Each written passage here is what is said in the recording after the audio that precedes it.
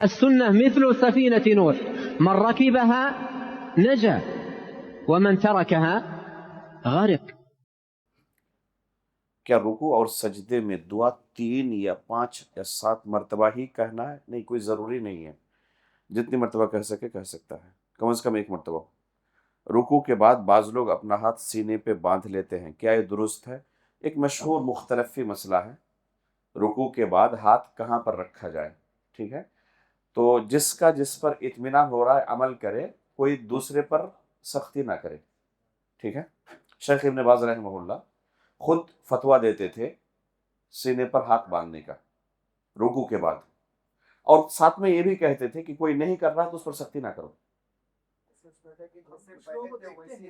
لوگ ہم دیکھتے ہیں کہ وہ رکوع کے بعد ہاتھ باندھتے ہیں لیکن سینے پہ نہیں باندھتے، زیر ناف باندھ لیتے ہیں تھوڑی دیر کے لیے. فرض نماز کے بعد ہاتھ اٹھا کر دعا مانگ سکتے ہیں کیا؟ فرض نماز کے بعد ہاتھ اٹھا کے دعا مانگ سکتے ہیں. فرض نماز کے بعد ہاتھ اٹھا کر دعا کا جو مسئلہ ہے انفرادی ہے یا اجتماعی ہے، اگر کوئی شخص عام حالات کی طرح تعامل کر رہا ہے تو ہاتھ اٹھا کر دعا کسی بھی وقت ضرورت کے وقت کر سکتا ہے عام حالات میں. لیکن جب بھی کسی خاص وقت یا خاص جگہ کے ساتھ مقید کر کے رفع یدین کرے گا تو اس سے دلیل طلب کی جائے گی. ٹھیک ہے، خاص جگہ یا خاص وقت. خاص جگہ مطلب مثال کے طور پر حمام میں داخل ہونے کے وقت، یا مسجد میں داخل ہونے کے وقت، یا مسجد سے نکلنے کے وقت دعا ہے یا نہیں ہے؟ اللہم انی اسألک من فضلک دعا ہے. کوئی کیا کہے ہاتھ اٹھا کر اللہم انی اسألک من فضلک، تو ہم کہیں گے کہ اس کی دلیل لاؤ، کیونکہ تم نے مقید کیا وقت کے ساتھ یا جگہ کے ساتھ. اگر ہاتھ اٹھا رہا ہے تو اسے دلیل طلب کی جائے گی. دلیل اگر نہیں ہے تو وہاں اصل ہے کہ ہاتھ اٹھانا نہیں ہے. لیکن عام دعائیں جو ہیں اس میں ہاتھ اٹھا بھی سکتا ہے، چھوڑ بھی سکتا ہے. اب کوئی شخص فرض نماز کے بعد ہاتھ اٹھا رہا ہے تو فرض نماز کی وجہ سے کر رہا ہے وہ کہ نماز کے بعد دعا میں ہاتھ اٹھانا ہے، تو ہم کہیں گے درست نہیں ہے پھر. لیکن وہ اس کے ذہن میں تھا ہی نہیں کہ فرض نماز کے بعد میں کر رہا ہوں، عام حالات میں وہ کرتا ہے اور اسی میں سے اس کو شامل کیا ہے، تو کوئی حرج نہیں پھر عام حالات میں اگر وہ اس کو شامل کر کے کر رہا ہے تو. سوال یہ ہے کہ اقامت جب نماز کے لیے فرض نماز کے لیے ہوتی ہے جی، تو خواتین جو گھر پہ نماز پڑھتی ہے تو وہ بھی اقامت دے کے فرض نماز پڑھے گی، اور اگر آدمی انفرادی طور پر آیا تو وہ بھی اقامت دے کر پھر نماز پڑھے گا؟ جی، اقامت دے کر ہی پڑھنا اصل ہے، خواتین کے لیے اصل ہے یہی. جو سوال ہے کہ اگر تنہا کوئی شخص پڑھ رہا ہے نا تو اس کا معاملہ تھوڑا آسان ہے، اگر جماعت کے ساتھ ہے تو اقامت ضروری ہے.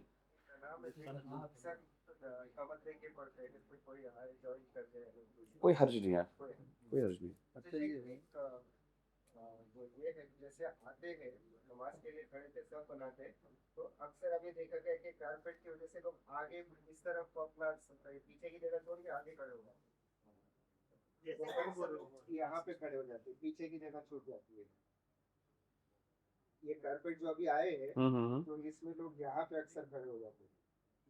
بس صف برابر ہونی چاہیے، چاہے آگے ہو چاہے پیچھے ہو، بس صف برابر ہونی چاہیے. پیچھے سے ہونی چاہیے نا، یعنی مان لیں کہ اور آگے تھوڑا آ گیا اور 1 فٹ آگے آ گیا تب بھی حرج نہیں ہے، لیکن سب کا ہونا چاہیے برابر. سب ویسے نہیں ہوتے ہیں نا، سبھی ایک بندہ اگر آگے بڑھ رہا ہے یا پیچھے ہٹ رہا ہے تو غلط ہے. جیسے پہلے یہ جب کارپیٹ نہیں تھے، ہاں ڈیزائن نہیں تھی، چٹائی تھی یا نارمل مسلح ہے تو کھڑا اس میں کیا حرج ہے؟ اس میں کیا حرج ہے؟ میرے سمجھ میں نہیں آیا سوال. آگے پیچھے ہو گئے نا، کیسے اگر میرا سوال وہ نہیں ہے، سب آگے تو ایک ساتھ ہو گئی سب برابر. ہاں وہی کہہ رہا ہوں، اگر ایک یہاں پہ کھڑا ہے دوسرا یہاں پہ کھڑا ہے تو آگے پیچھے ہو گیا یا نہیں؟ آگے پیچھے درست نہیں، پیچھے درست نہیں ہے، وہ درست نہیں ہے سب بندی کا وہ اس طریقے سے. اور دوسرا یہ جو ہے پیر، اکثر لوگ اس طریقے سے پیر ملاتے ہیں، یہ پیر یہ ہے، دونوں کا پیر کیسے ملنا چاہیے؟ دیکھیں ٹچ ہو جائے. صف میں کھڑے ہوتے وقت جو بغل والوں کے ساتھ ہمارا ربط ہونا چاہیے وہ نارمل ہے. تکلف نہیں ہے. ایک تو خالی جگہ نہیں چھوڑنی ہے، خالی جگہ چھوڑنے سے منع کیا گیا ہے، اور ایک ہے کہ بعض لوگ تکلف کرتے ہیں، پیر کو موڑ کر ایک دوسرے کے پیر کے ساتھ بالکل سٹا ہوا ہونا چاہیے. اس تکلف کی بھی کوئی دلیل نہیں ہے. تکلف نہیں کرنا ہے، نارمل رہنا ہے. جیسے آپ ابھی اگر کھڑے ہو کے سوال کر رہے ہیں تو آپ کے پیر کس طرح ہیں کہ آپ نے تکلف کیا، ایک دم اس طرح کر کے ہوئے 5 منٹ کھڑے رہے، آپ کو تکلیف ہو جائے گی. تکلف نہیں کرنا ہے، نارمل جس طرح لوگ کھڑے رہتے ہیں نا اس طرح. لوگ دلیل دیتے ہیں نا کہ نبی صلی اللہ علیہ وسلم نے بولا کہ کندھے سے کندھا ملا رہا ہے، ٹخنے سے ٹخنا ملا رہا ہے، پیر سے پیر، دلیل دیتے ہیں. ہاں تو اس کا کیا مطلب ہے کہ مڑ کر نہیں، مڑ کر کبھی نہیں کسی نے کیا، نارمل جس طرح کھڑا رہنا ہے. سب بندے کچھ لوگ کیا کرتے ہیں کہ ایک تو اپنے کندھوں سے زیادہ چوڑے پیر کرتے ہیں اور پیروں کو ایسا رکھنے بجائے ایسے رکھتے ہیں جس سے جو سوال لکھ کے دو نا ایسے کہ آپ ابھی کھڑے ہیں نارمل، تو کوئی تصویر لے دیکھیں کہ کیسے کھڑے ہیں. میں تو ایسے کھڑا ہوا ہوں. تو جس طرح ابھی کھڑے ہیں نارمل گفتگو کرتے وقت، اسی طرح نماز میں بھی کھڑے رہیں گے آپ. پورا سوال نہیں ہوا. جی اس میں ہوتا یہ ہے کہ اگر میں ابھی صبح سے نہیں یہ جگہ یہاں پہ چھوٹ جاتی ہے، یہ ایسے کھڑے ہوئے یہ ایسی جگہ چھوٹ جاتی ہے، کندھے سے کندھے نہیں ملتے. سر ایسا ہوتا بہت زیادہ پھیلانا نہیں چاہیے، لیکن خشوع خضوع بھی رہے، نارمل بھی رہے. ایسا نہیں کہ ایک دوسرے کے ساتھ مشغول ہے ذہن اور کھڑے ہونے میں پریشانی ہو رہی ہے. صراحت کے ساتھ کہنے میں کوئی حرج نہیں ہے. غرباء جو یہ ہے نا طریقہ ہے، یہ شرعی طریقہ نہیں ہے. غرباء والے جو طریقہ اپناتے ہیں یہ شرعی طریقہ نہیں ہے. تکلف کر کے زبردستی پیر موڑ کے جو کرتے ہیں، یہ تکلف کی ہمیں شریعت نے یہ نہیں دیا ہے. ابھی شیخ یہاں جو سوال آ رہے ہیں، جو ترتیب بنی ہے اس کا جواب دیجیے. ہاں ٹھیک. ایسے تو ہاں، سوال پہ سوال اور گزارش ہوگی کہ جو سوال پہلے سے موجود ہیں ان کو لینے دیں. ایسا نہیں کہ کوئی ایک ہی بندہ سوال کرتا رہے اور سب لوگ محروم ہو جائیں. ایک دوسرا سوال ہے کہ فرض نماز میں تیسری اور چوتھی رکعت میں سورہ فاتحہ کے علاوہ بھی قرآن پڑھنا ہے کہ نہیں پڑھنا چاہے سری یا جہری نماز؟ جہری نماز میں سری دونوں میں. جہری نماز میں نہیں ہے، میں نے اس کو ذکر کیا درس میں. جہری نماز میں صرف سورہ فاتحہ ہے، اور سری نمازوں میں اختیار ہے، پڑھنا چاہے تو پڑھ سکتے ہیں، نہ پڑھنا چاہے تب بھی کوئی حرج نہیں. دوسرا سوال تو آ گیا کہ اپنی اپنی زبان میں تشہد میں سجدے میں کر سکتے ہیں، ہو چکا وہ. تیسرا ہے کہ مسبوق کی امامت کا کیا حکم؟ مسبوق کی امامت مطلب؟ مسبوق کی امامت. جی آپ کا کیا سوال ہے؟ جی ہو گیا نا یہ سوال. کندھے کو بھی نہیں، بازو والے کو بھی نہیں، داہنے طرف دیکھنا ہے. بازو والے کو بھی نہیں، کندھے کو بھی نہیں، داہنے طرف دیکھنا ہے اور بائیں طرف دیکھنا ہے. اب بندے اگر کوئی بندہ رہے تو اس کو نظر آ ہی جائے گا. مسبوق کی امامت کا کیا مسئلہ ہے؟ مسبوق کی امامت مطلب کیا؟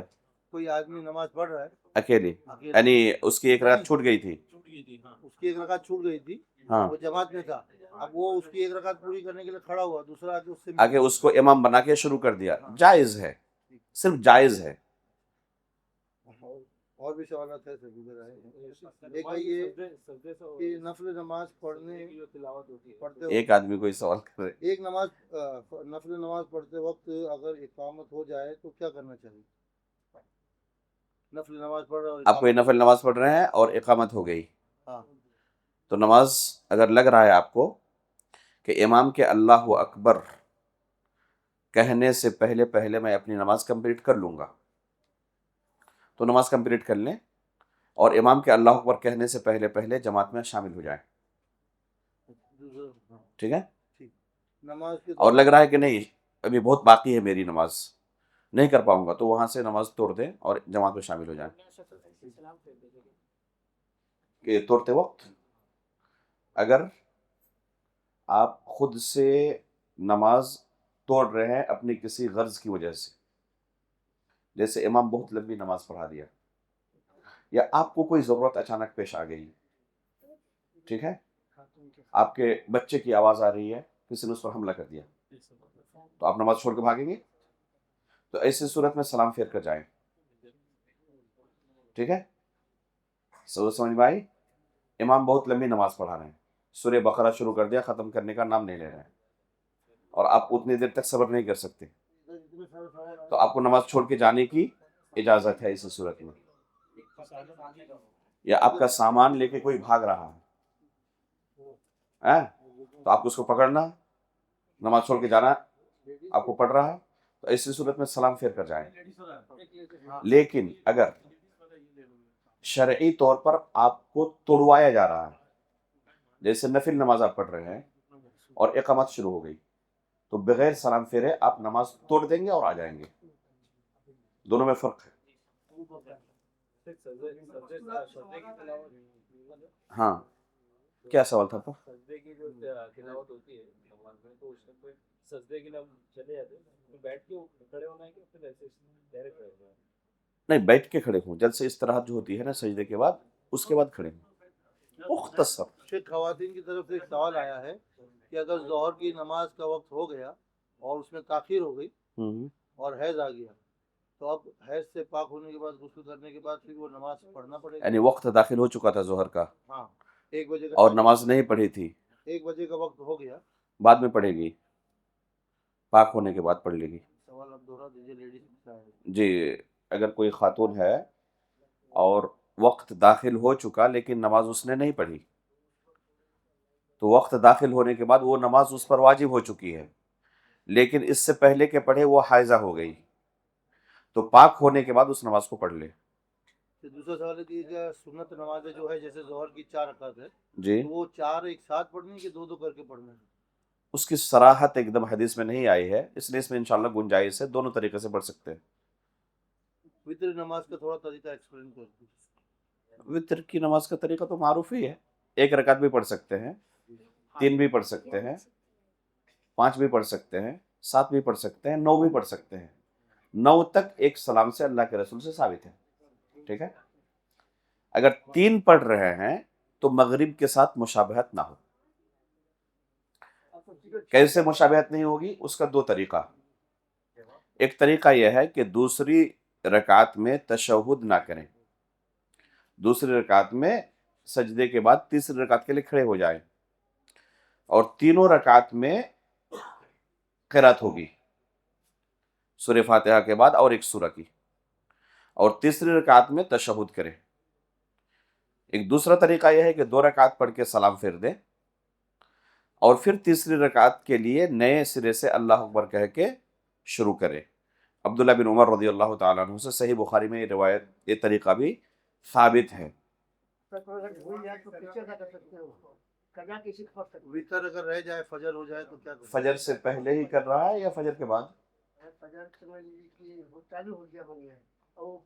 यानी फजर की अजान हो गई और वितर नहीं पढ़ सका है, तो वो सूरज तुलू होने के बाद उसको जुफ्त पढ़े, जितनी पढ़ता था रात को उसी को जुफ्त कर ले। अगर उसकी 3 पढ़ने की आदत है तो 4 कर ले, 5 की आदत है तो 6 कर ले, जी, उसको जुफ्त कर ले, दिन में कज़ा कर सकता है। रुकू और सजदे में सुकून कुद्दुस और रब्बुल मलाइकति व रूह दोनों में पढ़ सकते हैं कि सिर्फ रुकू में या सजदे में? दोनों में वारिद है।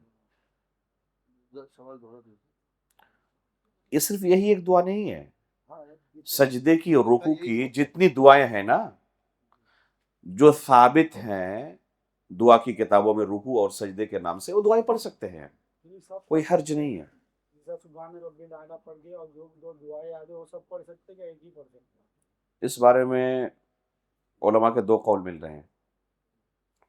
एक है कि जमा भी जायज़ है और एक है कि जमा नहीं, जिस दुआ को पढ़ें एक ही पढ़ें। और मैंने पढ़ा इस मसले को, लेकिन कोई ख़ास रुझान अभी तक नहीं कर पाया। अल्लाहु आलम बिस्सवाब। हाँ, सवाल दोहरा लें, कौन सा सवाल है बताएं? सवाल है कि औरतों को मर्दों की तरह या फिर मस्जिद में नमाज पढ़ना चाहिए, इसकी दलील है, दलील के साथ समझें। जी, सवाल है कि औरतों को मर्दों की तरह मस्जिद में नमाज पढ़ना चाहिए, क्या इसकी कोई दलील है? तो हाँ, इसकी दलील है। अल्लाह के रसूल सल्लल्लाहु अलैहि वसल्लम का इरशाद है, ला तमनऊ इमा अल्लाह मसाजिद अल्लाह। अल्लाह रब्बुल आलमीन की बांदियों को, जैसे मर्द बंदे हैं, वो बंदियां हैं, तो उनको तुम अल्लाह रब्बुल आलमीन की मस्जिदों से ना रोको, खवातीन को मस्जिद आने से ना रोको। عمر بن خطاب رضی اللہ تعالی عنہ بڑے غیرت مند تھے. غیرت مند تھے یہ سمجھنا ہو سکتا ہے کہ ہمارے لیے اتنا آسان نہ ہو، کیونکہ ہم ایک ایسے ماحول میں رہتے ہیں جہاں قدم قدم پر ہماری غیرت کچلی جاتی ہے، اس لیے ہمیں احساس نہیں ہوتا. ٹھیک ہے، وہ عربی ماحول میں جائیں تو تھوڑا احساس ہوگا کہ غیرت مند کسے کہتے ہیں، یا جو پٹھان ہوتے ہیں افغانی، ان کے ماحول میں جائے تو پتہ چلے گا کہ غیرت کسے کہتے ہیں. تو عمر فاروق رضی اللہ تعالیٰ عنہ انتہائی غیرت مند تھے. عربوں کے تعلق سے آتا ہے اتنے غیرت مند ہوتے کہ جس اونٹنی پر ان کی گھر کی خواتین سوار ہوتی وہ اونٹنی نہیں بیچتے تھے، کسی دوسرے کو ذبح کر کے گوشت کھا لیتے. یہ غیرت ہے کہ یہ ہمارے گھر کی خواتین اس اونٹنی پر بیٹھ چکی ہے، کوئی دوسرا مرد نہیں بیٹھ سکتا، ہم برداشت نہیں کر پائیں گے. تو عمر فاروق رضی اللہ تعالیٰ عنہ انتہائی غیرت مند تھے. ان کی غیرت کا تذکرہ اللہ کے رسول صلی اللہ علیہ وسلم کرتے ہیں کہ میں دیکھتا ہوں جنت میں ایک بہت بڑے محل کو، بہت خوبصورت محل کو. پوچھا کہ کن کا محل ہے؟ کہا کہ عمر بن خطاب کا. تو میں داخل ہونا چاہتا تھا، فوراً عمر کی غیرت یاد آئی اور میں داخل ہونے سے ہی ہو گیا. تو عمر فاروق رضی اللہ تعالیٰ عنہ کی غیرت معروف ہے. تو کسی نے ان کی اہلیہ کو، ان کی بیوی کو کہا کہ آپ کے شوہر کو یہ پسند نہیں ہے کہ آپ مسجد میں جا کر نماز پڑھیں، پھر بھی کیوں جاتی ہیں؟ گھر میں نماز پڑھا کریں. تو ان کی بیوی کیا کہتی ہے کہ اگر ان کو پسند نہیں ہے تو مجھے روک دیں، نہیں جاؤں گی، گھر میں پڑھوں گی. تو کیا کہتے ہیں وہ کہ کیسے روک دیں گے؟ اللہ کے رسول کی حدیث ان کو روک رہی ہے منع کرنے سے. اللہ کے رسول نے کہا کہ نہ روکو، تو عمر کیسے روک سکتے ہیں؟ تو غیرت اپنی جگہ پر، لیکن شریعت اس کے اوپر. اللہ کے رسول نے منع کیا ہے، خواتین اگر نماز پڑھنے کے لیے آنا چاہیں، کسی کا مجال نہیں کہ اس کے روکے. یہاں تک کہ عمر فاروق خلیفہ ہیں، پھر بھی نہ چاہنے کے باوجود بھی اپنی بیوی کو نہیں کہہ پا رہے ہیں کہ تم مسجد نہ جاؤ، گھر میں نماز پڑھ لو، کیونکہ اللہ کے رسول نے کہا ہے اپنی خواتین کو نہ روکو مسجد جانے سے. وہ چاہتے تھے کہ نہ جائیں، پھر بھی نہیں کہہ پا رہے ہیں. کس وجہ سے؟ اللہ کے رسول کی حدیث کی وجہ سے. تو ہمارے سامنے حدیث رسول سب پر مقدم ہونی چاہیے.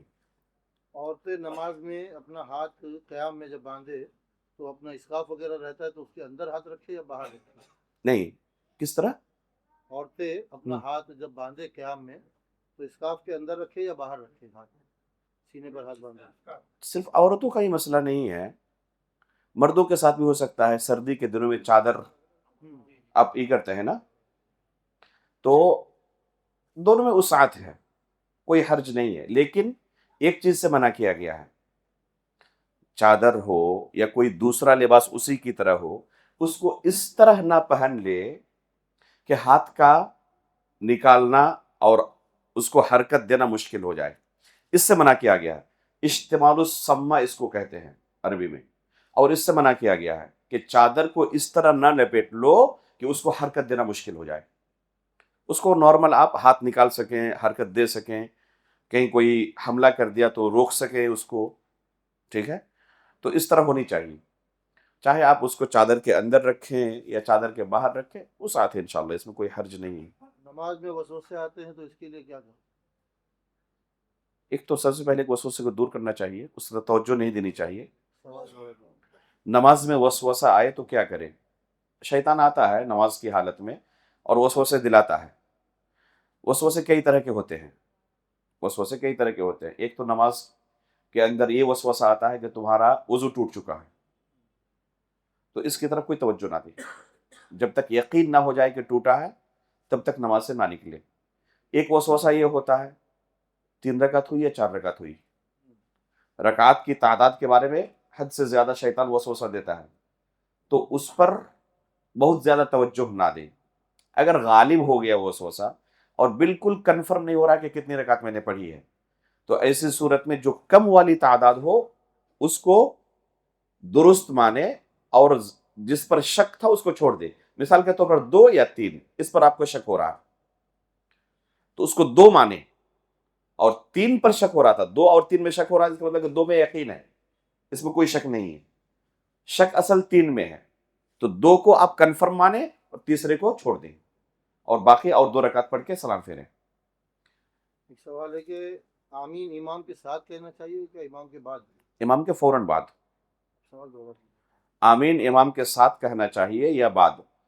تو امام کے فوراً بعد، تاخیر نہ ہو، امام کے فوراً بعد کہے. دونوں سجدوں کے درمیان اللہم اغفر لی کہنا ہے یا رب اغفر لی کہنا ہے؟ ابھی تو تذکرہ ہوا ہے اس کا، سوال آیا ہے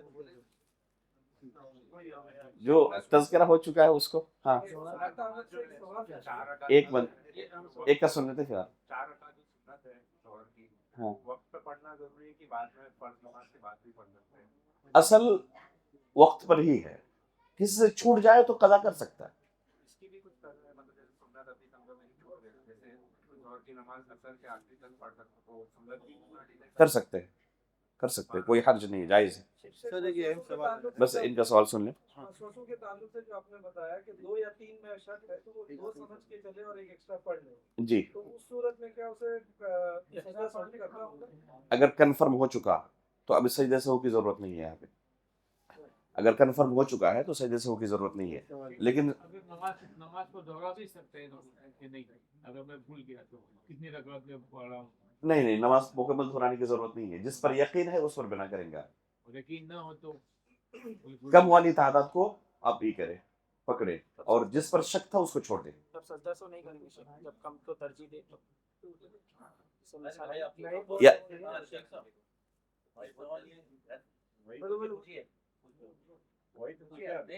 یہی سوال تھا نا آپ کا. ان کا سوال ہے صبح میں اگر کم والی نماز پڑھ لی ہے 2 سمجھ کے ہم نے ایک ایکسٹرا پڑھا تو ایسی صورت میں کیا سجدہ سہو کرنا ہے؟ واجب نہیں ہے اس صورت میں. دیکھیں سجدہ سہو کا معاملہ یہ ہے کہ کچھ چیزوں میں حدیث میں صراحت ہے. یہاں پر اللہ کے رسول نے سجدہ سہو کیا، یہاں پر سجدہ سہو کیا، یہاں پر سجدہ سہو کیا. ٹھیک ہے. اور ایک حدیث ہے لِكُلِّ سَهْوٍ سَجْدَتان. اس حدیث کے ثبوت کے بارے میں شدید اختلاف ہے. بعض علماء اس کو ثابت مانتے ہیں، بعض کہتے ہیں ضعیف ہے. میں نے کلیان میں اس حدیث پر ایک لمبی گفتگو کی ہے کہ اس صورت میں کیا کرنا ہے. تو ثابت جو لوگ مانتے ہیں وہ کہتے ہیں کہ وہ سجدہ کرے گا، چاہے کسی بھی قسم کا سہو ہو. اگر سہو ہے تو سجدہ کرے گا، اور کہتے ہیں کہ یہ حدیث دلیل ہے لِكُلِّ سَهْوٍ سَجْدَتان. اور بعض صورتیں ہیں جن میں اللہ کے رسول سے باضابطہ سجدہ سہو کرنا ثابت ہے. تو جن جگہوں پر اللہ کے رسول نے سجدہ سہو کیا وہاں پر سجدہ سہو کرے گا. یہاں پر اگر سجدہ سہو چھوڑ دے وہ تو کوئی حرج نہیں ہے، اس کی نماز درست ہے. ٹھیک ہے. کرنا چاہے کر بھی لے تب بھی حرج نہیں ہے انشاءاللہ. واقعہ ہوتا ہے جہاں پہ جو امام تھے وہ بھول گئے، لیکن ہے نا کچھ لوگ جو پیچھے بعد میں آئے تو وہ کھڑے ہو گئے. جی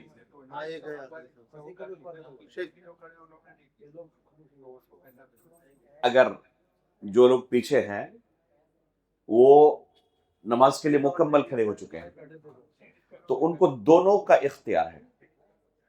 یا تو امام کے ساتھ آ جائیں، سجدہ سہو کر لیں، اور سجدہ کے بعد امام سلام پھیریں گے پھر کھڑے ہو، یا اپنی نماز کنٹینیو رکھیں. دونوں کا اختیار ہے، اس میں کوئی حرج نہیں انشاءاللہ. آخری سوال ہے خواتین کی طرف سے. ہاں یہ آخری سوال ہے انشاءاللہ، وقت کافی ہو چکا ہے. نماز کے نہیں بس ادھر دیکھیے بس یہ سوال ہے کہ اگر نماز کے دوران بار بار پیشاب کا خدشہ ہو اور پیشاب کے قطرے نکلتے ہو تو کیا کرے؟ بار بار وضو کرنے جائے یا نماز کو نہیں. جاری رکھے؟ سوال ہے کہ اگر کسی کے پیشاب کے قطرے ٹپکتے ہوں اور نماز کی حالت میں بھی لگ رہا ہے کہ پیشاب کے قطرے ٹپک رہے ہیں تو کیا کرے وہ؟ دیکھیں ایسا بندہ معذور ہے، اس کو بیماری ہے، اس لیے وہ کیا ہے؟ معذور ہے. وہ کیا کرے؟ ہر نماز کے لیے جسٹ نماز سے پہلے جا کر وضو کرے. بہت پہلے نہیں، 1 گھنٹہ آدھا گھنٹہ پہلے نہیں، ایک دم جسٹ نماز سے پہلے کیا کرے؟ وضو کرے. اور وضو کر کے نماز پڑھے، گرچہ قطرے ٹپک رہے ہیں اس کی نماز ہو جائے گی کیونکہ وہ معذور ہے، بیمار ہے. اور ایک وضو سے ایک نماز پڑھ لینے کے بعد دوسری نماز کے لیے پھر نئے سرے سے وضو کرے.